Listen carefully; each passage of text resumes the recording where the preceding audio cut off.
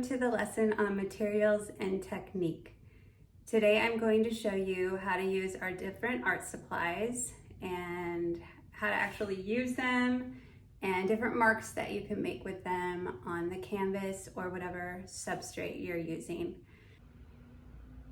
Okay, so for this lesson I am going to show you how I use different acrylic paint and charcoal, paint pens, acrylic inks, oil pastels, a variety of brushes and mark making tools, and a spray bottle. So the first thing I'm going to start with is acrylic paint. Now I typically will start adding a few colors onto my palette, also known as a paper plate. This doesn't mean that I'm going to commit to these colors the entire painting, but I'll just start with a few and put them out, and always also some golden titanium white for blending. And really I'll just use different brushes to put it on the canvas. So I'm going to show you how those look. So one of my favorite tools is this foam brush. So I'll just get a little bit of water on the foam brush and a little bit of paint.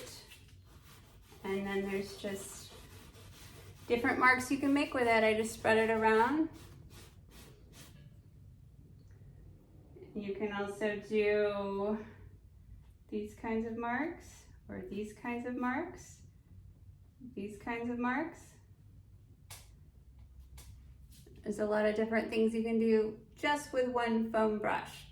I also use this one at the end when I'm kind of blending and I'm looking at paint quality and I want things to be really smooth. This is a good tool for doing that.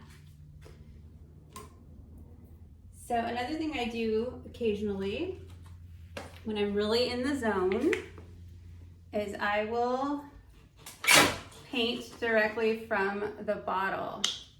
So that can be a fun way to do it, especially with like a heavy body paint. You want to just like squeeze a little bit out.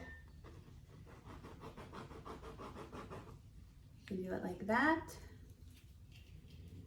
That's fun. Let's see. So I also have a variety of mark making tools here. So this is a roller.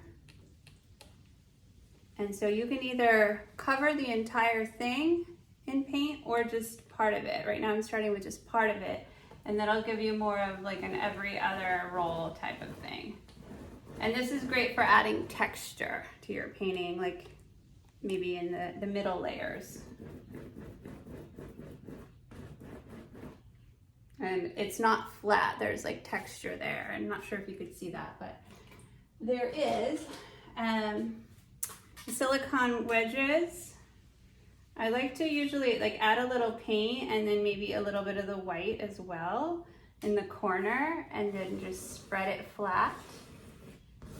And that gives a really nice effect. You can also cover the entire edge and do a big thick one across too if you'd like. And then I have these foam rollers that have all these different shapes. So it's basically the same concept, only it makes a different kind of mark. And like I said, this is great when you're adding depth in your second layer. It really creates like areas of interest. I have big hardware style brushes. Sometimes, see, in this case, I'm not even getting it wet. I'm just using it dry because I like that effect for adding texture.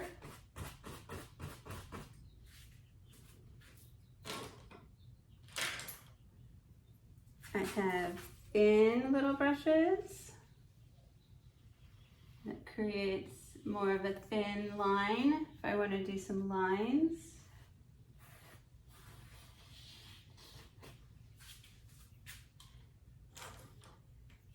And then just brushes of different shapes. This is actually an old sort of dried up brush, but again, I like the effect.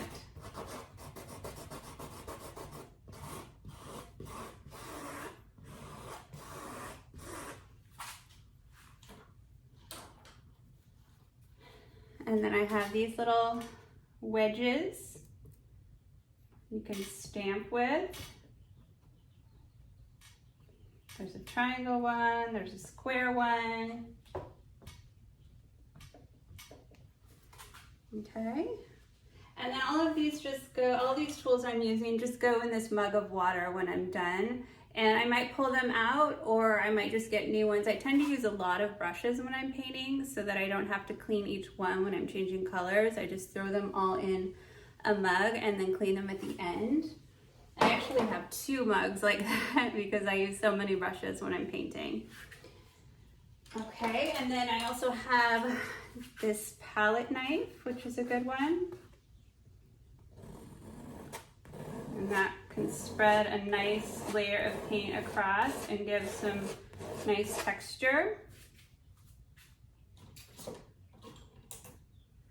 I also have like a thinner plastic palette knife, which you can also spread with, but you can also make like vertical marks with, horizontal marks.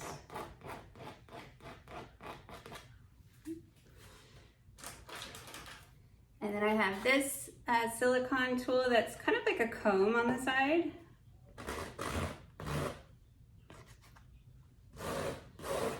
You can even use an actual comb, like that has a really cool effect too. I have this big round sponge.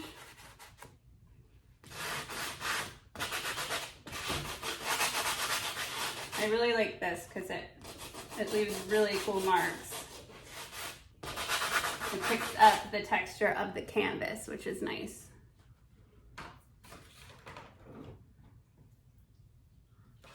And I have this silicone,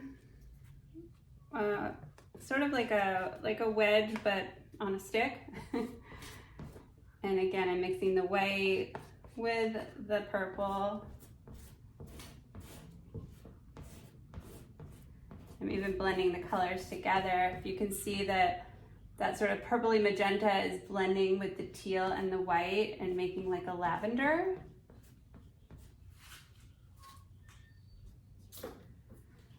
And the final brush type of tool I have here is a fan brush, which I really love. It creates marks like this, little textury marks, but it can also make marks like this. So as you can see, just with a little bit of acrylic paint and different mark making tools, you can make all sorts of different kinds of marks. And so now I'm going to move on to acrylic inks. They come in these little bottles. There's a few different ways to use them. You get some into the dropper and you can just put it here and let it sort of drip down. It doesn't have to be at the top. You can put it like here. And then another thing you can do, because these are really great, they will follow the water. So if you, let's say you wet this area,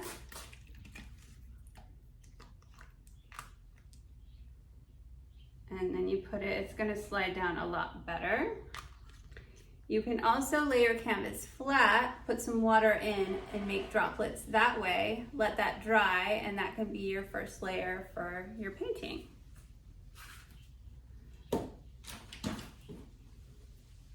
One more way that I use these is directly from the bottle.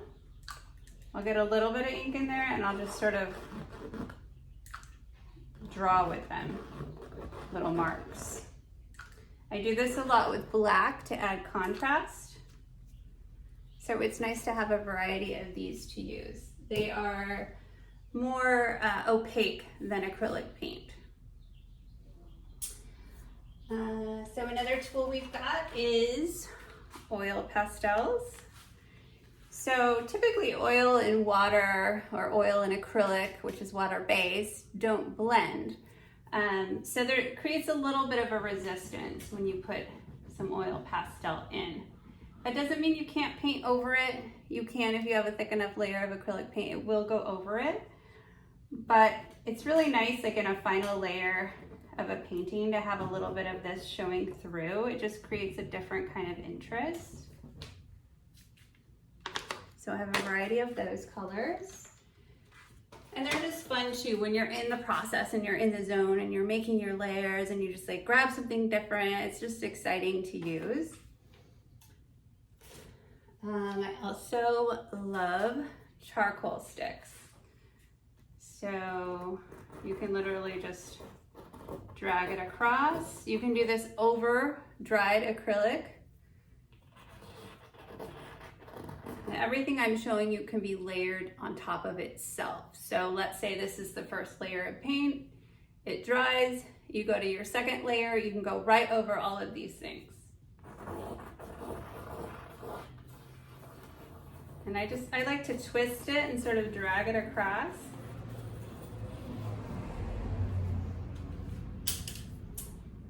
Okay, another thing that can be layered over dried acrylic or any of this is a water-based paint pen. So when you first get these, you open them up, you shake them, you have to push down on them a little bit until the ink comes out. And then once the ink comes out, you can make marks on your canvas.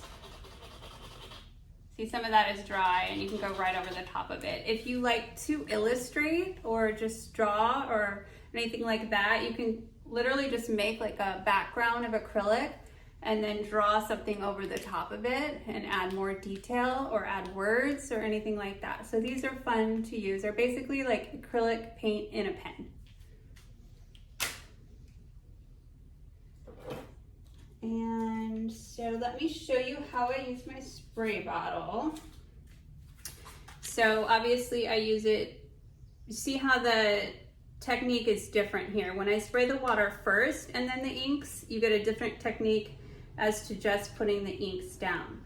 But you can also spray what you've already done before it's all the way dry and get a different technique that way. You can spray your charcoal. You can spray paint with water. So if you have, let's say you have a good amount of paint, and then you want to spray it to create a drip, you can do it that way too. Instead of inks, you can spray the acrylic paint directly and let that trickle down into drips. Another thing you can do with the spray bottle is if you've built up a layer and you just don't love it, and you're kind of loving everything else, and you just want to get rid of it, if you spray hard enough, that layer, this is a thick amount of paint, that layer will come off before it's dry.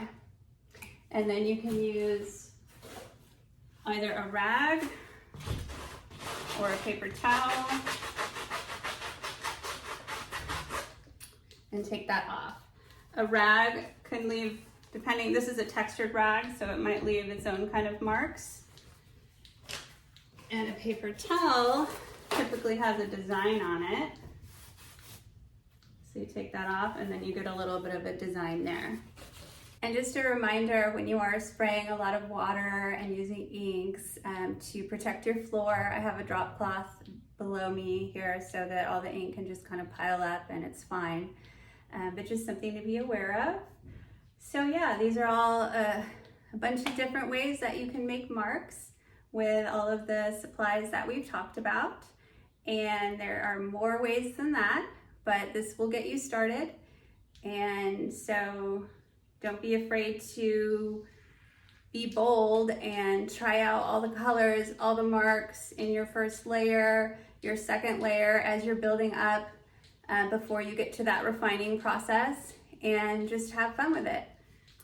So this concludes our lesson on technique and materials. Let me know if you have any questions, and I will see you in the next video.